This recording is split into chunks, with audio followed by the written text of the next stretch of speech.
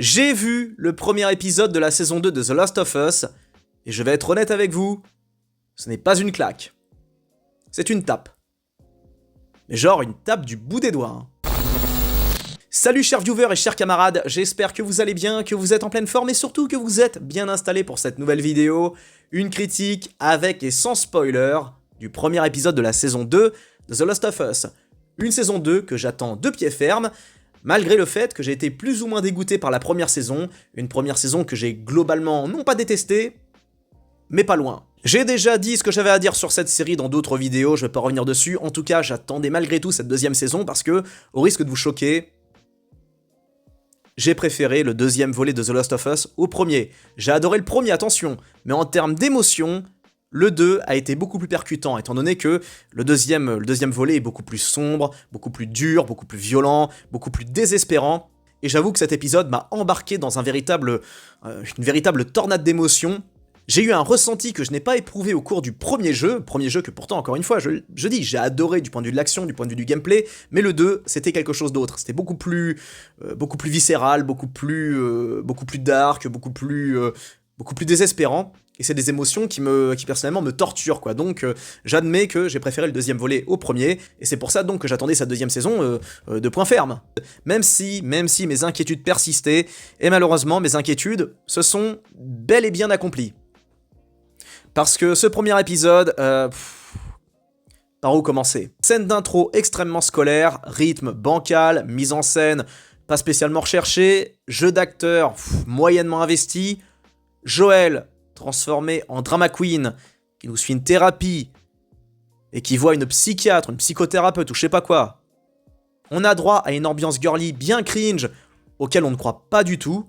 Et bien sûr, une fois n'est pas coutume, comme pour la première saison, en nombre au tableau, il faut noter la présence de Bella Ramsey, qui encore une fois, visiblement, ne semble pas être à sa place, hein, et il est temps de le dire, il est temps de rétablir la vérité, car en 2023, il y avait une espèce de forme d'hystérie autour de The Last of Us, il ne fallait surtout pas en dire du mal, il fallait qu'en dire du bien, et surtout, il fallait dire du bien de Bella Ramsey, et ne jamais, mais alors au grand jamais, oser émettre la moindre critique négative.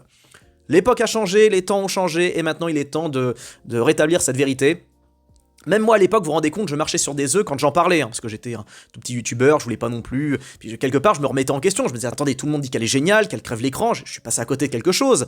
Or non, j'ai revu la série, et l'expérience a été encore pire que la première fois, et je pense que ce sera de pire en pire avec le temps. Je pense qu'une partie du public qui a adoré The Last of Us a mûri, a grandi, et une grande partie d'entre eux sont obligés d'admettre que Bella Ramsey, c'était pas vraiment ça, quoi. Et malheureusement, si Bella Ramsey était déjà insupportable dans le premier volet, à mon avis, dans le deuxième, ça va être encore un autre niveau. Mais ça, on va en parler, vous inquiétez pas. Maintenant, il est temps que je vous parle de ce qui a marché dans cet épisode, sans trop rentrer dans les spoils, parce qu'il y a, malgré tout, 2-3 bonnes idées.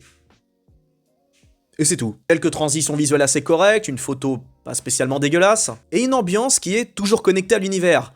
Mais attention, pas l'univers du jeu, l'univers de la première saison. Parce que visuellement, on va pas se mentir, la première saison et le jeu vidéo, le premier, c'est pas la même chose. Le premier volet en jeu vidéo paraissait beaucoup plus soigné, beaucoup plus riche, beaucoup plus fourni en termes de détails, en termes d'objets, en termes de mobilier, tout ça, alors que la première saison semblait assez froide, assez triste, mais je pense que c'était une bonne idée car ça sonne réaliste, et pour rappel, la série se déroule, enfin le monde s'est stoppé, s'est mis en pause en 2003, alors que dans le jeu c'est en 2013, et en 10 ans il s'est passé des choses, notamment au niveau technologique, au niveau matériel, au niveau des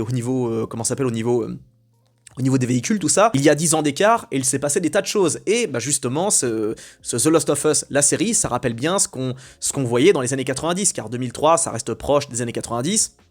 Et dans ces années-là, l'environnement était beaucoup moins riche que notre environnement moderne, l'environnement post-2010. J'espère que je me fais comprendre, hein. En tout cas, l'identité visuelle de cette deuxième saison colle parfaitement avec celle de la première.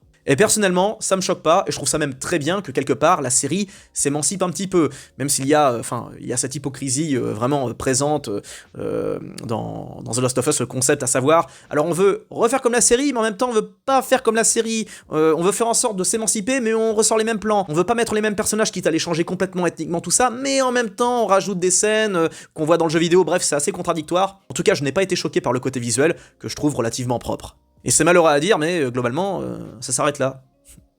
Ce qui marche. Maintenant, il est temps qu'on parle des problèmes, toujours sans spoiler. Pour commencer, le rythme.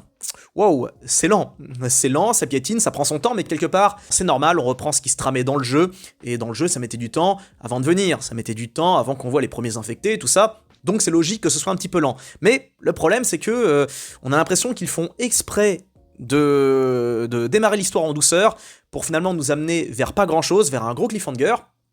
Ça, on va en parler dans la zone spoiler, mais c'est vrai que ça met du temps. Le truc qui est saoulant, c'est que le temps qui est exploité dans cette saison, c'est en faveur de l'émotionnel, et c'est en faveur de la création d'une émotion plutôt artificielle. Parce que malheureusement, l'ambiance girly, à savoir le petit duo qui est en train de se créer entre Dina et Ellie, couplé au fait que Joel, on sent qu'il commence à vaciller, tout ça, ça tombe à plat, quoi. Ça ne marche pas, on n'accroche pas, et c'est dommage. Et à ce rythme, on peut ajouter la scène d'intro qui est, les mecs ils nous prennent pour des amnésiques, hein, mais ça oui, ils nous prennent pour des amnésiques parce que la scène d'intro démarre sur la toute fin de la première saison, à savoir quand Joel confronte Ellie, ouais, tu me jures que... Oui, je te jure. Ok, bon, d'accord, c'est bon, on n'est pas des poissons rouges, on s'en rappelle, sans pour autant être fan, sans pour autant être... sans pour autant avoir vu la saison il y a 6 mois, on n'a pas besoin de remontrer ça, on n'a pas besoin de remontrer cette scène. C'est une perte de temps, ça gratte 2-3 minutes pour rien, ça aurait été beaucoup plus pertinent de faire exactement comme dans le jeu. La scène d'intro du deuxième volet est parfaite. Rematez la scène d'intro du deuxième jeu, vous êtes directement plongé dans le bain. C'est dramatique, c'est mystérieux, c'est flippant, c'est parfait, tout simplement. Et on a déjà cette introduction, et on a après directement, j'en parlerai dans le spoil, mais ils ont fait une grosse erreur, une grosse erreur au niveau de la mise en scène, mais ça je vais en parler dans la zone spoiler, parce que ça nous amène au générique. Le générique, mais ils ont eu la flemme de refaire le générique. On a exactement le même générique que pour la première saison. Qu'est-ce que c'est que ça? Le premier générique avait un sens. On voyait donc le fungus, là je sais pas quoi, le champignon, Cordyceps qui prenait le contrôle de la Terre, tout ça machin. Et à la fin, ça se terminait, vous savez, sur les deux silhouettes, là on comprenait que c'était Joel et Ellie. Mais c'est plus ça, c'est pas ça le deuxième volet. Le deuxième volet, c'est le trajet d'Ellie jusqu'à Seattle pour se battre contre les fractions des Scars, des Wolves, tout ça. C'est ça qu'il aurait fallu nous montrer, c'est ça qu'il aurait fallu nous vendre. Pas nous ramener au premier générique, générique de la première saison, on n'est pas encore une fois, je dis, on n'est pas des poissons rouges. Par exemple, The Walking Dead a eu l'intelligence de changer les génériques au fur et à mesure des saisons. Alors, en soi, c'est un peu de mauvaise foi ce que je dis, parce que le générique changeait toutes les 2 saisons en réalité. Par exemple, le générique de la 2e saison, c'est le même que celui de la première saison, le générique de la 4e saison, c'est le même que celui de la 3e, sauf que bon, là on est en 2025, ça aurait pas dû leur coûter grand chose de refaire leur générique, merde. Et enfin, dans ce qui déconne, il faut qu'on parle de Bella Ramsey, qui est... toujours pas dedans, elle force, elle joue la meuf énervée, je pense qu'elle est comme ça naturellement, non, d'après les interviews, elle a pas l'air d'être comme ça, mais elle surjoue, quoi, elle est pas à sa place, on a l'impression qu'elle fait tâche dans le décor, et le pire, c'est qu'on nous la vend vraiment comme une grande actrice, mais c'est pas ça, elle n'est pas du tout investie, ça n'a rien à voir avec ce qu'on a vu dans le jeu. Et là encore, ça rentre dans le paradoxe, dans ceux qui disent non mais c'est une adaptation, mais ça se permet des libertés, puis en même temps, c'est une adaptation qui se veut extrêmement fidèle. La Ellie du jeu vidéo n'a strictement rien à voir avec la Ellie de la série. Et là, pour le coup, je parle même pas de la Ellie du premier volet, qui était, Bella Ramsey collait pas du tout, parce que d'un côté, elle faisait gamine, en même temps, elle faisait grande. Puis surtout, le truc qui me dérange chez Bella Ramsey, c'est qu'elle a, déjà, elle a un regard extrêmement froid, il y a aucune émotion, il y a rien, et surtout, elle est méchante, elle est méchante, elle est presque vicieuse. Rappelez-vous dans la première saison, quand elle... déjà, elle est hyper vulgaire, ultra vulgaire avec Joel, extrêmement odieuse, vraiment, je ne pouvais pas la supporter. Et dans un monde post-apocalyptique, cette meuf n'a aucune chance de survie. Elle se ferait déboîter par le premier survivant un peu énervé qui la croise, quoi. Et donc, dans la première saison, rappelez-vous, quand elle scarifie l'infecté avant de lui planter son schlass dans la tête, elle prend son temps, elle le regarde. Il y a aussi cette scène dans l'épisode truc Beyond, là, avec sa copine, là, où en gros, elle trouve un cadavre qui est sur un plancher, et au bout d'un moment, le cadavre, sous son poids, il s'effondre, il passe à travers le plancher. C'est un spectacle qui est dramatique, qui est triste. On voit un corps qui tombe, un pauvre malheureux qui s'est laissé mourir. Et réaction d'Ellie, qui a 13 ans pour rappel dans la série, et rigole. Elle est morte de rire en voyant un pauvre gars, voilà, quoi.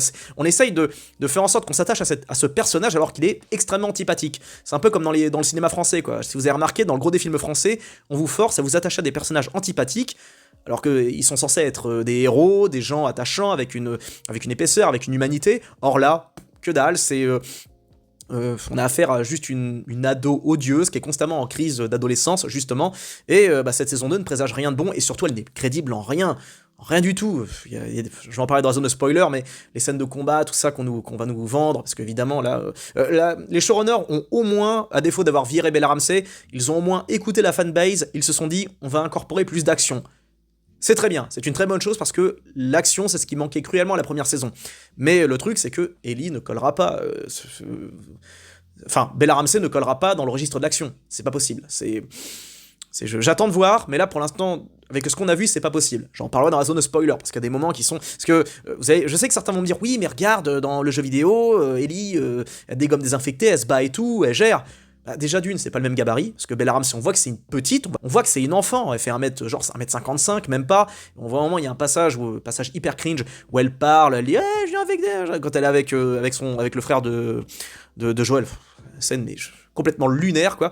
Et on voit qu'elle est toute petite, elle est minuscule. Alors que pourtant, Diego Luna, c'est pas une marmule de 2 mètres, quoi. Et donc, ça colle pas par rapport à la Ellie du jeu, qui est plus grande, plus élancée, et qui est quand même plus mature physiquement. Là, elle fait vraiment 19 ans, qui a connu une quasi-guerre, qui a connu l'apocalypse. Elle porte sur son visage la violence du monde. Or, on ne voit rien, on ne distingue rien de différent entre la Bella Ramsey de la première saison et la deuxième. On voit juste qu'elle a pris 2 ans dans la tronche et c'est tout. Il n'y a aucune marque, aucun stigmate, que dalle, il n'y a aucune expression. Re-regardez donc les expressions de la Ellie du premier et surtout du deuxième.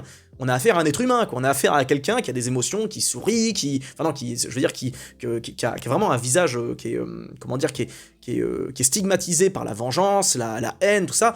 Or, chez Bella Ramsey, même si elle n'a pas encore... il n'y a pas ça, quoi. On sent qu'elle n'est pas faite pour ça. On sent qu'elle n'est pas à sa place. On sent qu'elle joue mal. Ça se voit, ça se ressent. C'est vraiment cringe. Hein.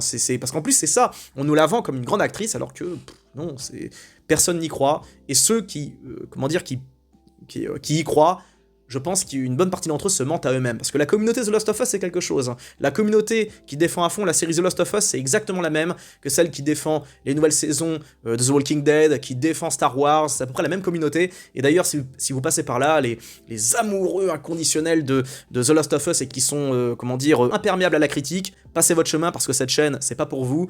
Et, pitié, évitez de trop la ramener sur les réseaux parce que vous n'avez pas idée à quel point vous passez pour des fous furieux, quoi.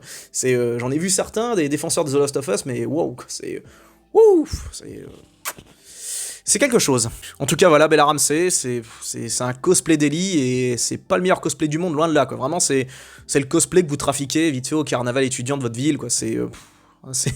Et le problème, c'est que... Et encore, le carnaval étudiant, c'est drôle. Alors que là, elle surjoue la meuf sérieuse. Et même quand elle essaye d'incorporer un petit peu d'humour, ça ne passe pas. C'est artificiel, c'est synthétique. Et tout le monde autour a l'air de le sentir. Tout le monde autour a l'air de s'en rendre compte, quoi. On voit bien quand elle était... par exemple, dans la première saison, quand elle était avec Riley, on voyait que ça passait pas. C'était artificiel, encore une fois. Là, quand on la voit avec Dina... ça passe pas, je veux dire, on voit que ces deux-là sont antifonctionnels, on voit qu'ils n'ont aucune alchimie, c'est triste, vraiment c'est triste. Oh, j'ai vachement bâché Bella Ramsey, bon je vais y aller mollo dans la zone spoiler, je vais parler d'autre chose, parce que, ouf, il y a des tas de choses à dire, et j'attends de voir les prochains épisodes, mais je ne crois pas une seule seconde à une potentielle surprise venant de Ramsey, parce que c'est compliqué, quoi. Bon alors maintenant c'est parti, on rentre dans la zone de spoiler, donc, si vous n'avez pas encore vu l'épisode, passez votre chemin, ou alors regardez l'épisode et revenez ensuite, enfin bon, faites ce que vous voulez. Alors, ce qui m'a dérangé le plus dans cet épisode, c'est l'intro. Encore une fois, l'intro du jeu est parfaite. On voit une espèce de flashback, mais pas un flashback comme on a vu donc dans le premier épisode, on voit, donc ils sont pas emmerdés, hein, Pedro Pascal qui confronte Ramsey, tu me promets, oui je te jure, tout ça. Dans le jeu, on voit l'hôpital avec on revient sur ce qui s'est passé, le drame, à savoir Joël qui a buté tout le monde, qui a buté le médecin, tout ça, et juste après, hop, on voit Joël qui est en train de... Je sais plus ce qu'il fout, je crois qu'il trafique sa guitare, il y a Tommy qui vient le rejoindre, et il explique le topo à Tommy, ce qui s'est passé à l'hôpital, machin, c'est intense, c'est génial, tout simplement. Pour rappel, le deuxième volet est sorti en 2020, le premier en 2013, donc on retrouve toute cette équipe, on retrouve tout ce beau monde 7 ans après, et ça faisait quelque chose. Cette intro était presque solennelle. Or, là, donc, on fait un petit flashback dans ce qui s'est passé dans la première saison. Et après, qui on rencontre ? Abby. Abby et toute sa team. Mais bordel, il aurait fallu faire exactement comme dans le jeu, on attend un petit moment avant de rencontrer Abby, parce que là il nous montre direct Abby qui est pas contente, qui est énervée, et qui veut soulever Joël pour venger son daron, quoi. Merde, on n'avait pas besoin de voir ça, il fallait faire exactement comme dans le jeu, on attend, puis à un moment, oh, Abby surgit et elle défonce Joël, quoi. C'est ça qu'il fallait montrer aux gens qui ne connaissent pas le jeu, parce que c'était déjà parfait, on avait le matériel de base, c'était nickel, il y avait rien à changer. Mais non, Craig Mazin, le très surcoté Craig Mazin, vraiment, alors lui, j'ai presque envie de consacrer une vidéo sur ce mec, tellement c'est une fraude absolue. Parce que dans sa carrière, ce qu'on retiendra, c'est que Tchernobyl, qui était déjà, je veux pas dire surcoté, mais qui était pas non plus, c'était pas non plus la série du siècle, quoi. Et c'était une bonne série, mais c'est pas non plus une série du niveau de Breaking Bad, qu'on arrête de se voiler la face, les gars. Et donc Craig Mazin, ce mec, mais vraiment surcoté de ouf, quoi. Parce que rencardez-vous sur sa filmographie, le mec n'a rien fait de propre, hein. C'est une anomalie, hein. Je sais pas comment ce gars a pu traîner aussi longtemps dans les, je veux dire, à Hollywood, tout ça, mais waouh, on retient de lui Tchernobyl, mais il y a que ça à retenir, quoi. C'est tout ce qu'il aura fait de bien dans sa vie. Je rappelle que son premier film, c'est Super Hero Movie, quoi. C'est pas la pire des parodies, mais c'est loin d'être la meilleure. Et donc Craig Mazin, il a fait exactement ce qu'il ne fallait pas faire. Il aurait fallu, limite, quitte à changer l'intro, bah je sais pas, nous montrer un truc beaucoup plus dur, à savoir une invasion d'infectés, ce genre de bail. On voit Ellie qui travaille avec Joël pour repousser les hordes, histoire d'apporter un petit peu d'action, puis, comment dire, quitte à ne pas nous faire de l'émotionnel facile, bah mettez-nous de l'action, quoi, au moins, apportez-nous ce que vous ne nous avez pas donné dans la première saison. Donc bref, on a une montée artificielle, une tension synthétique qui s'installe, c'est vraiment, ils sont pas foulés, quoi, et puis bon, bah après ça, le générique, hein, qu'on a déjà vu dans la première saison. Je vais revenir vite fait, désolé, à Ellie version Bella Ramsey, parce que là il faut que je le dise, comme ça en spoiler, on n'y croit pas une seule seconde, parce que dès le début, on la voit, originale, hein, on nous montre Ellie qui se frite contre quelqu'un, alors au début on croit que c'est sérieux, mais en fait non, c'est que de l'entraînement, et elle se bat contre un mec d'1m90. Un solide gars d'1m90, quoi, vraiment balèze, avec des grosses articulations et tout, un mec qui est fait pour la baston, quoi. Ben, vous savez quoi? Bella Ramsey le terrasse, voilà, elle lui fait une prise, et elle couche le mec.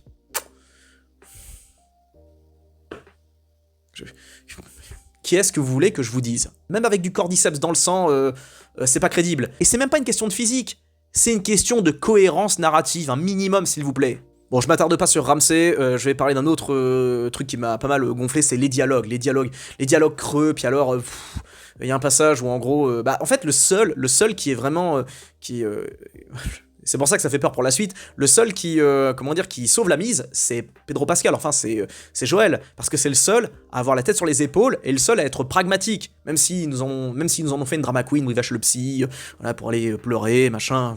Déjà on voit bien que dans le deuxième volet, Joël il est un petit peu plus, voilà, il est un peu moins lagnac que dans le premier, il est beaucoup plus sur la réserve, beaucoup plus sensible, mais là c'est autre chose, Pedro Pascal qui va voir un psy, tout ça.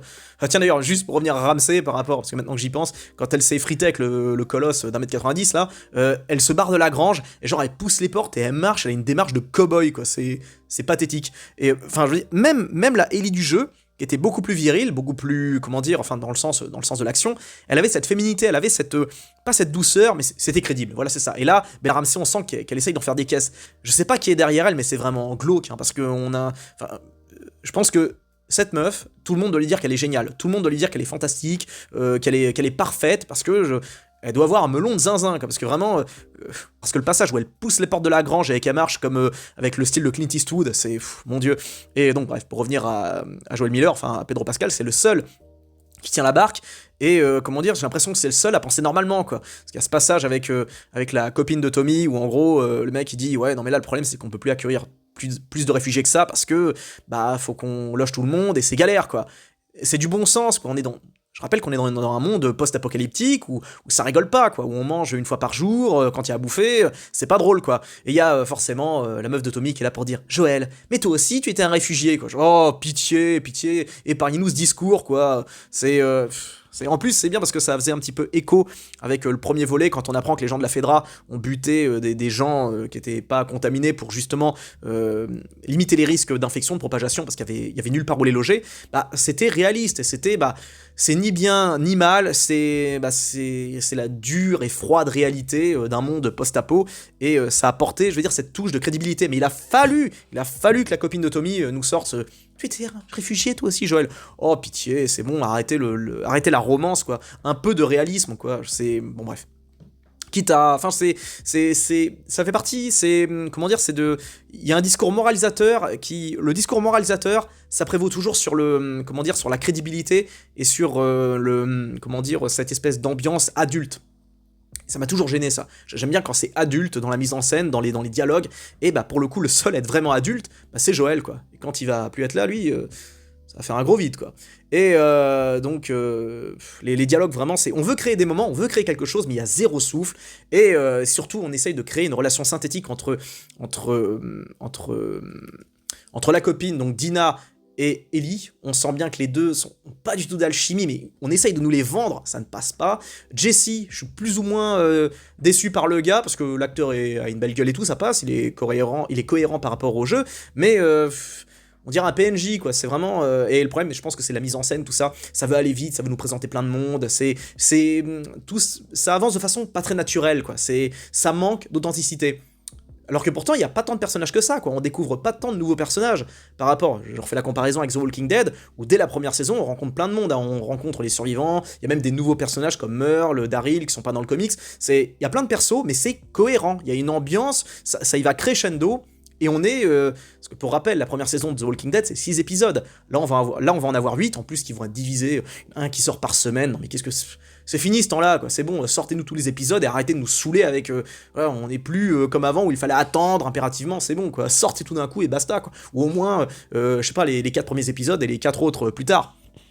Donc c'est vraiment les personnages n'ont pas tellement d'alchimie et le seul qui porte tout sur ses épaules c'est Joël et pourtant c'est Pedro Pascal et pourtant Pedro Pascal en termes d'acting c'est pas non plus digne des Oscars, quoi. Mais bon, voilà, il a au moins ce charisme, il a cette épaisseur, cette humanité, et c'est le seul, justement, j'ai l'impression, à avoir de l'humanité, quoi. Mais bon, voilà, en tout cas, je vais parler juste brièvement de la fin, le cliffhanger, j'ai bien aimé, parce que ça annonce quelque chose de dramatique, à savoir une invasion d'infectés, étant donné que ces branches qui sont... je comprends même pas que les mecs n'ont pas calculé ça quand ils défoncent les canalisations, et bien dans les branches qui courent dans la canalisation, il y a en même temps des champignons du cordyceps qui s'est mélangé aux racines, et ils ont ressenti de la chaleur, parce qu'il y a un gamin qui balance un truc enflammé, et ça c'était une bonne idée ça, et on voit, c'était un bon plan, etc. On voit les gens qui fêtent le nouvel an, tout ça machin, avec les moyens du bord, et là on a cette flamme qui réveille le fungus, et qui va sûrement appeler tous les infectés aux alentours, et ça c'est génial, mais ça malheureusement c'est trop montré dans les bandes annonces, on sait qu'il va y avoir... Je ne dis rien pour pas spoiler pour ceux qui ne l'ont pas vu, mais voilà, on sait qu'il va se passer un truc. Et ça, j'ai bien aimé ce cliffhanger. Mais le problème, c'est que ce cliffhanger a été cassé par l'arrivée des Wolves, donc à savoir Abby et toute son équipe. Putain, ils nous refont la même erreur, quoi. Ça commence par la fin, où on voit Abby, et la fin, ça se termine sur Abby qui vient avec ses potes.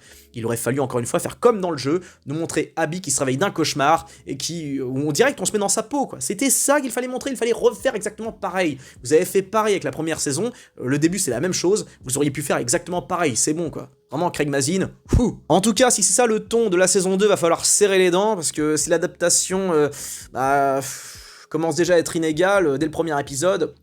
ça inaugure pas grand chose, enfin ça augure pas grand chose, pardon, mais quand même, j'y crois. J'y crois, je pense que les épisodes vont être un peu plus qualitatifs que ceux de la première saison. Je retiens vraiment les seuls que je retiendrai de la première saison, c'est les deux premiers épisodes, notamment ces intros qui étaient géniales. Et j'aurais aimé justement qu'on ait droit à une intro comme ce qu'on a vu pour la première saison, c'était parfait. Il aurait fallu revenir un peu là-dessus, un petit flashback dans les années, je sais pas, 60, 70, 80, machin. On voit des scientifiques parler, etc. qui proposent une solution. Genre, ah ouais, vous avez pensé à une invasion de cordyceps? Oui, mais il y a peut-être une solution. Et là, ça aurait peut-être potentiellement déclenché quelque chose. Mais bon, malheureusement non, ils se sont pas foulés. Craig Mazin a préféré tabler sur le flashback. Donc, il y a des raisons d'être inquiet. Moi, perso, je reste optimiste. Et pourtant... En bref, un démarrage très tiède pour une série qui se targuait, d'avoir mis la barre très haute.